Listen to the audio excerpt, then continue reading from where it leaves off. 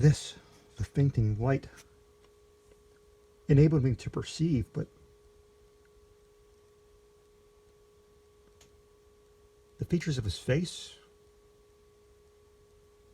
I could not distinguish.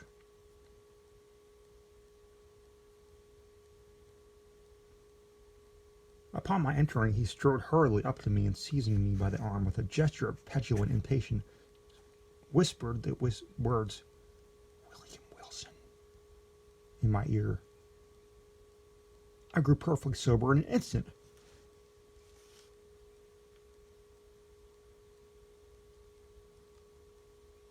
There was that in the manner of the stranger, in the tremulous shake of his uplifted finger as he held it between my eyes and the light, which filled me with unqualified amazement.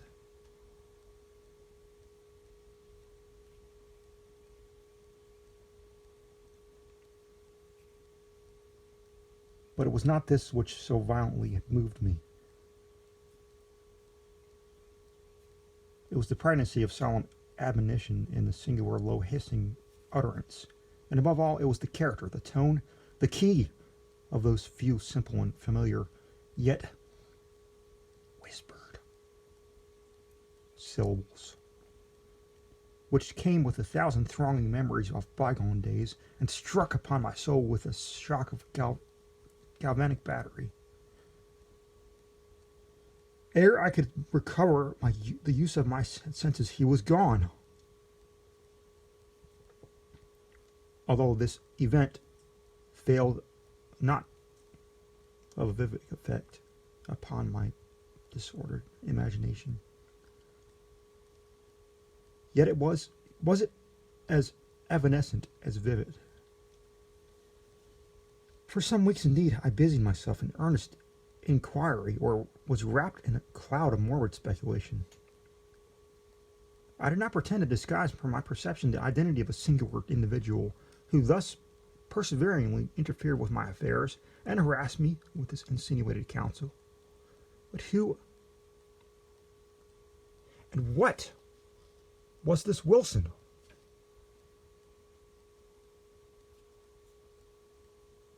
And whence came he? And what were his purposes?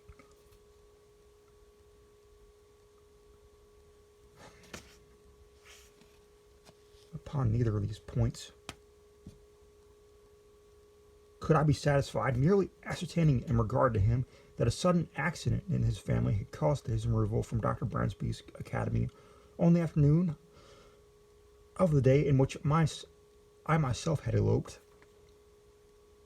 But in a brief period, I ceased to think upon the subject, my attention being all absorbed in a contemplated departure for the Oxford. Thither I soon went. The uncalculating vanity of my parents furnishing me with an outfit and annual establishment which I would enable myself, which would enable me to indulge at will in the luxury already so dear to my heart, to vie in profuseness and expenditure with the haughtiest heirs of the wealthiest earldoms in Great Britain. Excited by such appliances to vice, my constitutional temperament broke forth with redoubled ardor, and I spurned even the most common restraints of decency in the mad infatuation of my revels. But it were absurd to pause in the detail of my extravagance. Let it suffice that among spendthrifts I out-Heroded Herod, and that, giving name to a multitude of novel follies, I added no brief appendix to the long catalogue of vices than usual in the most dissolute university of Europe.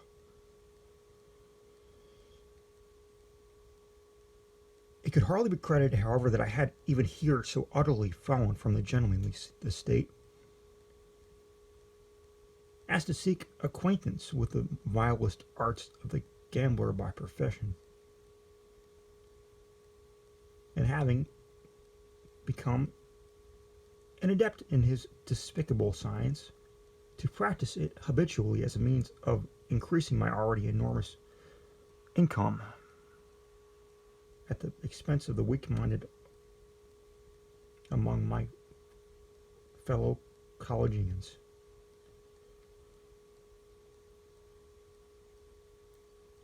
Such, nevertheless, was the fact, and the very enormity of this offense against all manly and honorable sentiment proved, beyond doubt, the main, if not the sole reason of the impunity with which it was committed.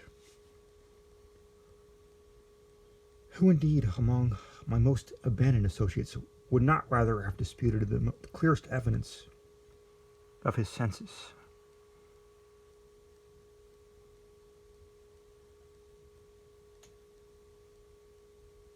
than having suspected of such courses the gay, the frank, the generous Willie Wilson?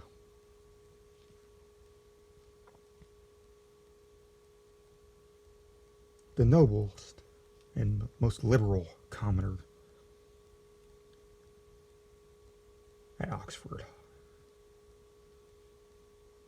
Him whose follies, said his parasites, were but the follies of youth and unbridled fancy, whose errors but inimitable whim, whose darkest vice but a careless and dashing extravagance. I've been now 2 years successfully busied in this way when there came to the university a young parvenu nobleman, Glendinning, rich, said report, as Herodes Atticus, his riches too, as easily acquired. I soon found him weak intellect, and of course marked him as a fitting subject for my skill. I frequently engaged him in play, and contrived with the gambler's usual art to let him win considerable sums, the more effectually to entangle him in my snares.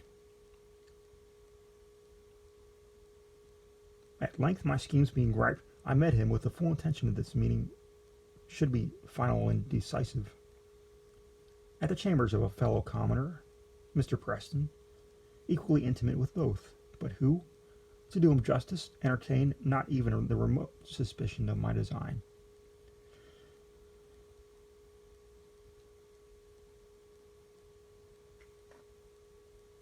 To give to this a better coloring, I had contrived to have assembled a party of some 8 or 10, and most solicitously careful that the introduction of cards should appear accidental and originate in the proposal of my contemplated dupe himself. To be brief upon a vile topic, none of the low finesse was omitted, so customary upon similar occasions that it is a just matter for wonder how any are still found be so besotted as to fall its victim.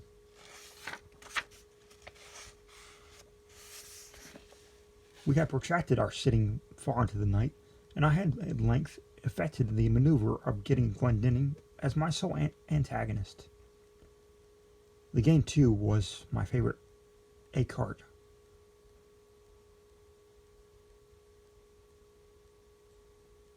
The rest of the company, interested in the extent of our play, had abandoned their own cards and were standing around us as spectators. The parvenu, who had been induced by my artifices in the early part of the evening to drink deeply, now shuffled, dealt, or played, with the wild nervousness of the matter for which his intoxication, I thought, might partially but could not altogether account. In a very short period, he had become my debtor to a large amount, when, having taken a long draught of port, he had precisely what I had been coolly anticipating. He proposed to double our already extravagant stakes.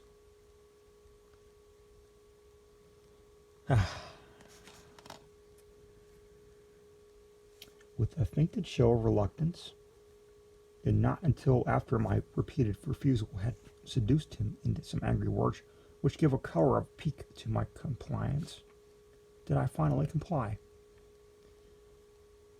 The result, of course, did but prove how entirely the prey was in my toils. In less than an hour he had quadrupled his debt. For some time his countenance had been losing the florid tinge lent it by the wine, but now, to my astonishment, I perceived that it had grown to a power truly fearful. I say to my astonishment. I perceived that it had grown to a power.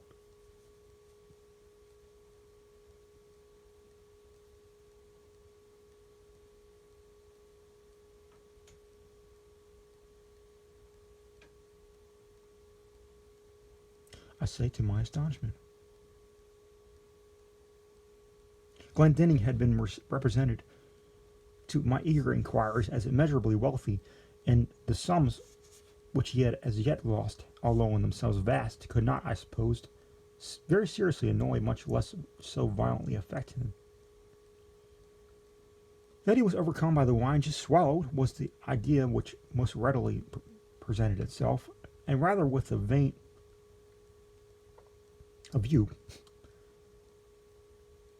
to the preservation of my own character in the eyes of my associates, than from any less interested motive. I was about to insist peremptorily upon a discontinuance of the play, when some expressions at my elbow from among the company, an ejaculation evincing utter despair on the part of Glendinning, gave me to understand that I had effected his total ruin under circumstances which, rendering him an object for the pity of all, should have protected him from the ill offices even of a fiend. What now might have been my conduct, it is difficult to say. The pitiable condition of my dupe had thrown an air of embarrassed gloom over all, and for some moments a profound silence was maintained, during which I could not help feeling my cheeks tingle with the many burning glances of scorn or reproach cast upon me by the last abandoned of the party. I will even of my own